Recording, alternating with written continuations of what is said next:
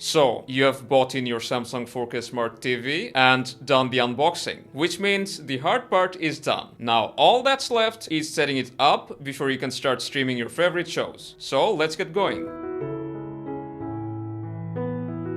We'll start by connecting our TV to a power source using the cable that came with the box. Before you turn it on, it's easier if we connect any other devices that you have, such as consoles, home theaters, soundbars, and so on.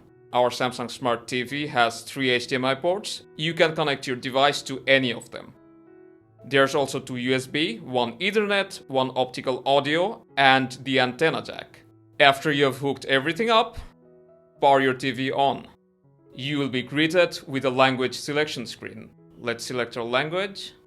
You can choose 2 options. Either you can use your smartphone or the remote for the setup process. We'll go with the remote. Now select your region. And here you'll be able to see all the devices you have connected to your HDMI port.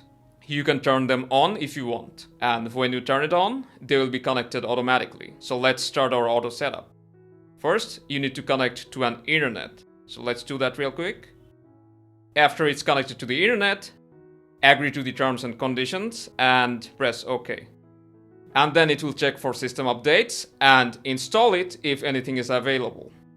Now you can either choose to connect your Samsung account or skip this step. As we already have an account, we'll select Use Existing Account. And if you don't have any, you can create one by selecting Create New Account. You can either use your phone to sign up or sign in, or use your remote control. So we are definitely gonna use a remote. Then just put in your email ID and password, then press sign in. Now we have successfully signed in with your Samsung account, so let's press got it. You can either choose to create a PIN for your account, or you can skip this step if you want. Then we'll press OK. Then you'll get an option to back up your data in case you reset your TV in the future or buy a new one. So we'll choose to back up our data, press backup. Now choose your TV source. We will go with no broadcast signal. And now we are all set. So let's press got it. From this screen, you can also set up Bixby.